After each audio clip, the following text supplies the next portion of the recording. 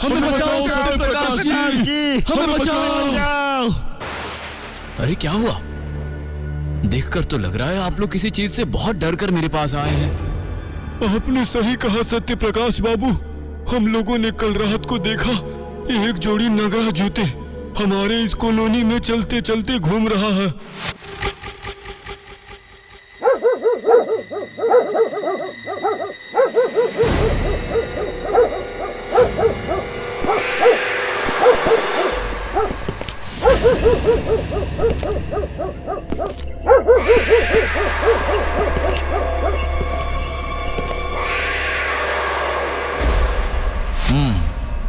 इससे पहले भी इस नगरा जूतों की चलने की बात मैंने किसी किसी के मुंह से सुना है, लेकिन तब इतना गौर नहीं किया था। लेकिन जब आप लोग सब आकर यही बात कह रहे हैं, मतलब इस मामले में सच में कोई रहस्य छुपा हुआ है। और इस रहस्य का समाधान आपको ही करना पड़ेगा सत्यप्रकाश बाबू, क्योंकि हम सब जानते हैं इस रहस्य का समाधान करना सिर्फ आपके लिए ही मुमकिन है। ठीक है, मैं ये केस ले रहा हूँ। चलो अब थोड़ी सी राहत मिली। ऐसी भूतिया घटना शुरू हो गई है कि रात में घर से निकलना मुश्किल हो गया है। अच्छा, अब हम लोग चलते हैं सत्यप्रकाश जी, आप इस बारे में जरा सोचिए।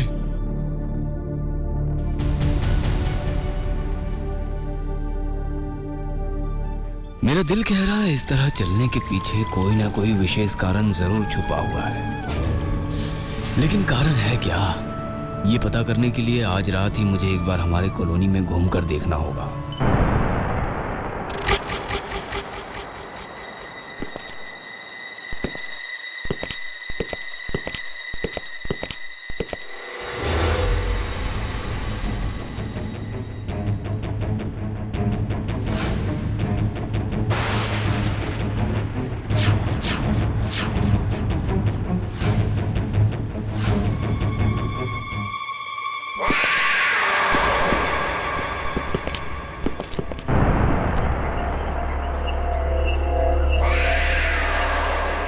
कौन हो आप और क्या चाहते हो? मदद। मदद? कैसी मदद? और अगर मदद ही चाहिए तो सामने ना आकर ऐसे भूत की तरह क्यों घूमे जा रहे हो? सब बताऊंगा तुम्हें। उससे पहले ये बताओ, तुम मेरा असली रूप देखकर डरोगे तो नहीं और मेरी मदद करोगे? ये सत्यप्रकाश किसी भी चीज से नहीं डरता। आप अपने असली रूप में मेरे सामने आ सकते हो, लेकिन एक बात याद रखना, किसी भी गलत काम में मैं आपकी मदद नहीं करूंगा। नहीं, मैं आपको कोई भी गलत काम करने के लिए नहीं बोलूंगा। ठीक है, आओ मेरे सामने, देखे जरा आप असलियत में है कौन। ठीक है, तब देखो मैं असल में कौन हूं।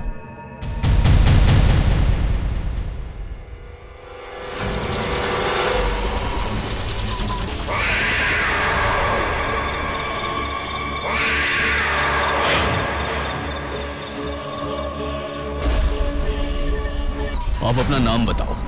मैं सूर्यगढ़ का सेनापति राम सिंह।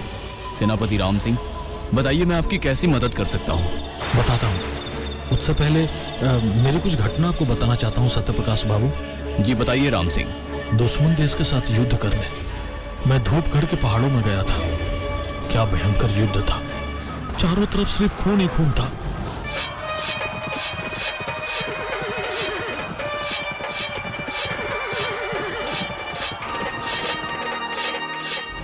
उसके बाद क्या हुआ राम सिंह? अचानक दुश्मन की एक सेना पीछे से आकर मुझे तलवार से चोट पहुंचाई। मैं घोड़े के ऊपर से जमीन पर आ गिरा। उसके बाद दुश्मन देश की और भी सेना आकर मुझे मार डाले। अपने देश के लिए मैं शहीद हो गया। लेकिन इस घटना के साथ आपकी मदद करने का क्या संबंध है? नहीं, इस बारे में नहीं। असल में मेरे पास कुछ जमाए हुए पैसे हैं और अब मैं चाहता हूँ वो पैसे आप मेरे गांव जाकर मेरी बूढ़ी माँ को दे आओ। लेकिन मैं ही क्यों? कोई और भी तो ये काम कर सकता है। ये कोशिश मैंने की थी, पता है। मेरे एक अच्छे दोस्त को कुछ पैसे देकर बोला था मेरी बूढ़ी माँ को देकर आना, लेकिन उसने मेरे साथ विश्वासघात किया। उसने वो पैसे मेरी माँ को नहीं दिए। मैं कुछ समझा नहीं। आप किसी और के ऊपर भरोसा ही क्यों कर रहे हो? इस काम को तो आप खुद भी कर सकते हो। नहीं कर सकता सत्य प्रकाश जी, क्योंकि किसी माध्यम के मदद के बिना मैं अपने जमाए हुए पैसे अपनी माँ के पास नहीं भेज सकता। इसलिए मैं किसी सच्चे, भरोसेमंद और हिम्मती इंसान की मदद चाहता हूँ, जो मेरी माँ के हाथों में मेरे जमाए हुए पैसे पहुंचा दे। और ये काम हो जाने के बाद ही मेरी आत्मा को शांति मिलेगी। ठीक है, वही होगा राम सिंह। अब आप बताओ कि आपकी माँ का नाम क्या है? जी, पार्वती देवी। और आपके गांव का नाम? मेरे गांव का नाम है रमनगढ़। रमनगढ़ गांव में आपकी माँ कहाँ रहती हैं? रमनगढ़ गांव में एक बड़ी नदी है, उसी नदी के किनारे एक मिट्टी के घर में मेरी माँ रहती है। अब ये लीजिए मेरे जमाए हुए पैसे।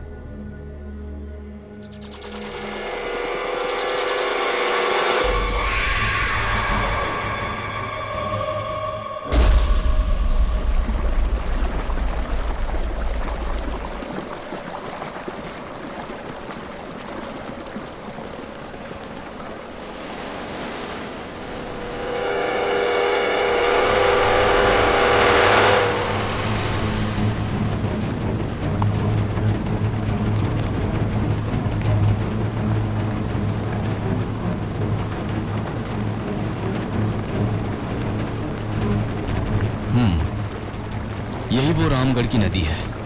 इसका मतलब इसी नदी के किनारे राम सिंह की माँ का घर है।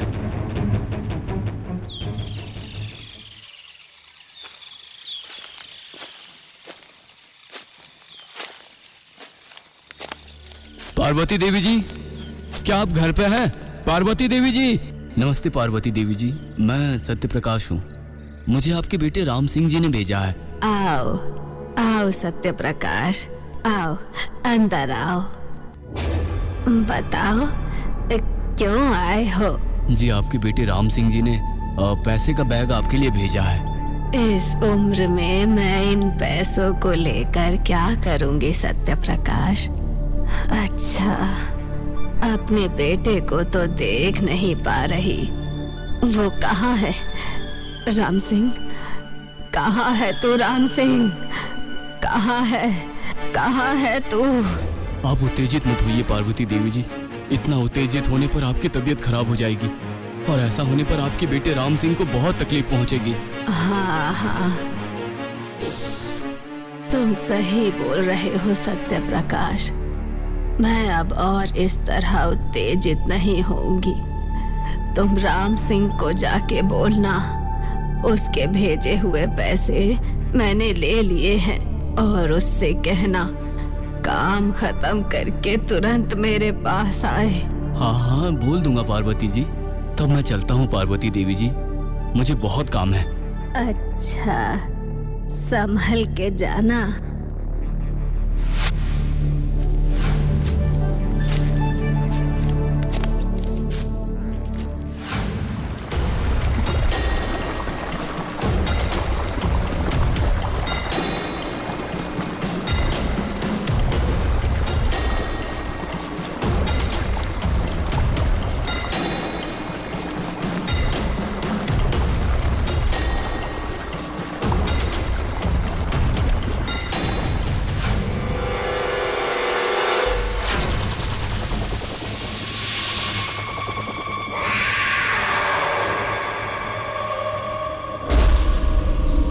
आपका बहुत बहुत धन्यवाद सत्य प्रकाश जी, बहुत बहुत धन्यवाद।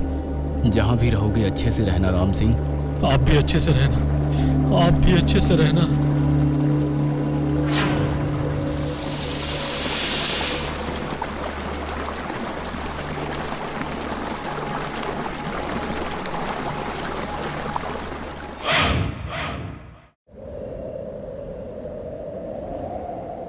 देखा आपने वरुण ताऊ, कैसे अचानक बारिश शुरू हो गई? अभी बात करने का समय नहीं है आकाश, पहले जल्दी से क्लब में चल।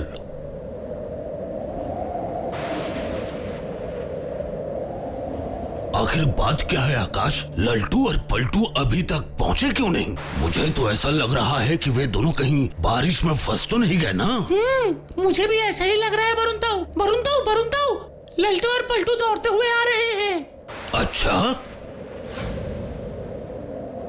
वो देख पलटू, वरुण ताऊ और आकाश हमारे लिए ही खिड़की पर खड़े हैं। लल्टू पलटू आ, जल्दी आ रहे हैं आकाश, आ रहे हैं। क्या बात है लल्टू और पलटू, तुम दोनों को आने में इतनी देर हुई? अरे कुछ मत पूछिए वरुण ताऊ, आज तो एक अद्भुत सी घटना घटी हम दोनों के साथ। अरे क्या हुआ? अरे कुछ मत पूछ आकाश, लाइब्रेरी गए थे हम दोनों इतिहास के कुछ सवाल हल करने के लिए। फिर क्या पलटू, जिन सवालों के जवाब ढूंढ रहा था मिला? मुझसे पूछ रहा है, पहले बता तुझे क्या मिला? नहीं रे, मुझे भी नहीं मिला। मुझे तो लगता है कुछ और किताबों को टटोलना पड़ेगा। ठीक है देख ले, मुझे तो बहुत जोरों से नींद आ रही है। तुझे तो उबासी लेते हुए देखकर मुझे भी नींद आने लगी, पर सोने से काम नहीं चलेगा। आज जैसे भी हो हमें इतिहास के प्रश्नों के उत्तर लेने ही पड़ेंगे, चाहे कुछ भी हो जाए। उसके बाद क्या? पढ़ाई करते करते हम दोनों कब सो गए हमें पता ही नहीं चला। नींद से जाकर देखा लाइब्रेरी का दरवाजा बंद हो चुका है। दरवाजा खोलो, हम लोग लाइब्रेरी में बंद पड़ गए। कोई है? दरवाजा खोलो। हेड सर, हम दोनों लाइब्रेरी में हैं। नहीं रे पलटू, मुझे लगता है सारे सर घर चले गए। रामू भैया, ओ रामू भैया, लाइब्रेरी का दरवाजा खोलो। रामू भैया, ये क्या, तुम दोनों अभी तक घर क्यों नहीं गए? पढ़ाई करते करते लाइब्रेरी में ही सो गए रामू भैया। ठीक है, अभी पहले तुम दोनों घर जाओ, हो सकता है तुम्हारे घर वाले परेशान हो रहे होंगे। अच्छा, पढ़ते पढ़ते कोई इस तरीके से सो जाता है क्या? जाओ जाओ, घर जाओ। तुम दोनों क्या सचमुच सो ही गए थे या फिर और भी कुछ हुआ था? और भी कुछ मतलब? आप क्या कहना चाहते हैं वरुण ताऊ? नहीं, तुम दोनों के इस तरीके से लाइब्रेरी में फंस जाने की कहानी सुनकर मुझे मेरी एक बड़ी भयंकर कहानी याद आ गई। कैसी घटना वरुण ताऊ, हमें भी बताइए ना। हाँ, हमें भी बताइए ना वरुण ताऊ। तो फिर सुनो, ये पोस्ट मास्टर की नौकरी मिलने से पहले मैं नसीबपुर के स्कूल में पढ़ाता था। वाह वाह, आप पोस्ट मास्टर बनने से पहले स्कूल मास्टर थे। मैं यहाँ तुम लोगों के साथ मजाक करने नहीं बैठा आकाश। आकाश, तू बकवास मत कर, वरुण ताऊ को कहानी सुनाने दे। वरुण ताऊ, आप कहानी सुनाओ, हम लोग ध्यान से सुनेंगे। याद रखना, ये कोई कहानी नहीं, सत्य घटना है। ठीक है, आप शुरू कीजिए। मैं जब नसीबपुर के स्कूल में पढ़ाने गया तभी समय कुछ अद्भुत घटनाओं के बारे में सुनता था। अद्भुत घटना जैसे? स्कूल के दूसरे मास्टर ही कहानियां सुनाते। पता है वरुण बाबू, आज क्लास लेते समय क्या हुआ था? और आप इतने परेशान क्यों दिखाई दे रहे हैं? क्या बात है? परेशानी की ही तो बात है साहब, बहुत परेशानी की बात है। ब्लैक बोर्ड पर बच्चों को मैं सवाल करवा रहा था, फिर देखता क्या हूँ कि मेरा लिखा हुआ कोई मिटा रहा है। सिर्फ यही नहीं, सवाल करवाते हुए मुझे ऐसा लग रहा था कोई मेरा हाथ पकड़ रहा है बहुत जोर से। सोच के देखिए, मैं तो उसके बाद डर के मारे फिर कोई क्लास ही नहीं ले पाया। ये तो आपका वहम भी हो सकता है। इसे आप मेरा वहम कह रहे हैं तो फिर ये देखिए। ये क्या? ये तो आपके हाथ पर उंगलियों के निशान हैं। हाँ साहब, हाँ, ये उंगलियों के ही निशान हैं और इन उंगलियों के निशान देखकर मेरा कलेजा कांप रहा है। मैं तो अब बात भी नहीं कर पा रहा हूँ, मेरा कलेजा कांप रहा है। वरुण साहब, क्या बोल रहे हैं वरुण ताऊ? ये तो नामुमकिन है। बात यहीं पर खत्म नहीं हुई, आगे सुनो। हाँ, फिर क्या हुआ? तुम लोगों को कहूँ तो विश्वास नहीं करोगे, मैंने अपनी आंखों से देखा है। नसीबपुर के स्कूल में रात के अंधेरे में खुद ब खुद आग लग जाया करती थी। क्लासरूम में आग? लेकिन क्लासरूम में आग किसने लगाई? नहीं जानता, कुछ नहीं जानता, इसलिए नहीं बता सकता। बहुत खोजबीन करने के बावजूद भी वो आग किस लिए लगती थी इसका पता कोई नहीं लगा पाया, कोई नहीं। ठीक इसके बाद से ही नसीबपुर स्कूल का माहौल धीरे धीरे डरावना और भूतिया होने लगा। उधर स्कूल में छात्रों की संख्या धीरे धीरे घटने लगी। फिर उसके बाद एक ऐसी घटना घटी जो इसके पहले किसी स्कूल में घटी हो, कम से कम मुझे तो नहीं पता। ऐसी कौन सी घटना घटी थी नसीबपुर के स्कूल में जो आप ऐसी बात कर रहे हैं? तो फिर खामोश होकर ध्यान से सुनो। स्कूल के एनुअल एग्जाम शुरू होने के पहले की घटना। सारे छात्र स्कूल के लाइब्रेरी में पढ़ाई कर रहे थे, जैसा कि आज लल्टू और पलटू कर रहे थे। अधिकतर छात्र पढ़ाई करके चले गए, लेकिन क्लास 9 का स्टूडेंट विक्रम और संजय अब भी पढ़ाई कर रहे थे लाइब्रेरी में बैठकर। देखते ही देखते शाम हो गई और फिर अचानक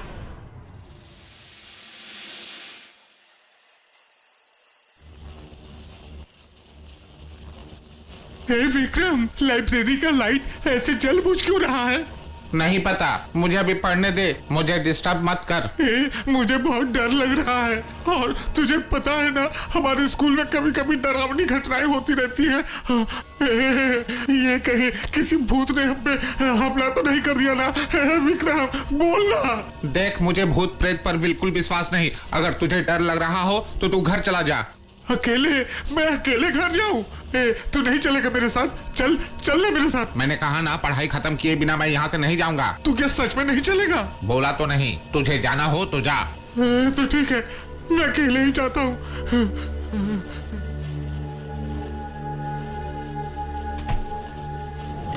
अरे विक्रम, वो देख दरवाजा कैसे खुद ब खुद बंद हो गया। विक्रम! अरे बाबा, डरने की क्या बात है? हो सकता है कि हवा से बंद हो गया हो। अरे बाप रे, ये तू क्या कह रहा है? खिड़की से झांक कर देख, पेड़ का एक पत्ता भी नहीं हिल रहा। हवा कहाँ से आएगा? रुक, मैं देखता हूँ। देखा तूने विक्रम? देखा? ये सब ऐसे ही नहीं हुआ। भूत है इस कमरे में, भूत है। भाग, जल्दी से भाग, दरवाजा खोलकर भाग विक्रम।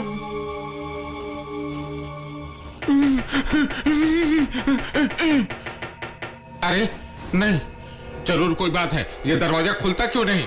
चल, हम दोनों मिलकर आवाज लगाते हैं। हेड सर, अरे हेड सर, हम लोग लाइब्रेरी में फंसे हुए हैं। दरवाजा खोलिए, दरवाजा खोलिए। हेडमास्टर जी, देखा विक्रम, यहाँ भूत है। हमारी आवाज कोई नहीं सुन रहा। अब क्या होगा हमारा? बताना क्या होगा? बता। अब हमारा क्या होगा संजय? अब हमारा क्या होगा संजय? विक्रम, वो देख, एक कटा हुआ हाथ हमारी तरफ आगे बढ़ रहा है। नहीं, बताओ, हमारी तरफ बताओ, छोड़ दो हमें, प्लीज हमें छोड़ दो। इधर संजय और विक्रम के घर वाले सभी चिंता में पड़ गए। इतनी रात गए उन दोनों के घर न आने पर पुलिस में रिपोर्ट लिखवाने के अलावा दूसरा कोई रास्ता नहीं था। और जब पुलिस ने तहकीकात शुरू की तो सबसे पहले वे नसीबपुर के स्कूल में गए, क्योंकि विक्रम और संजय के पिता ने ही पुलिस को बताया था। इंस्पेक्टर साहब, मैं विक्रम का पिता हूँ और ये संजय के। रोजाना की तरह हम दोनों के लड़के आज भी स्कूल गए थे, लेकिन अभी भी संजय और विक्रम घर नहीं लौटे। हमने स्कूल में फोन किया था, लेकिन किसी ने फोन नहीं उठाया। फिर स्कूल में जाकर देखा तो पाया स्कूल का गेट बंद है। दूसरा कोई उपाय नहीं पाकर हम आपके पास आ गए।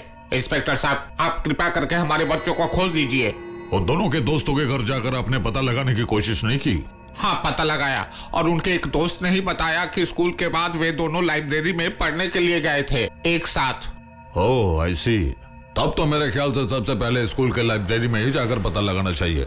उसके बाद क्या हुआ वरुणता? पुलिस ने जाकर लाइब्रेरी का दरवाजा तोड़कर बेहोशी की हालत में संजय और विक्रम को बरामद किया। उसके बाद विक्रम और संजय ने उन दोनों के साथ घटने वाली अपनी आप बीती सुनाई। और उसके बाद आपको भी सब पता चल गया, है ना? बिल्कुल सही, एकदम सही। लेकिन काफी खोजबीन के बावजूद भी लाइब्रेरी में उस कटे हाथ का रहस्य अभी भी एक रहस्य बना रहा, जिसका समाधान कोई नहीं कर पाया। वो आज भी एक रहस्य है।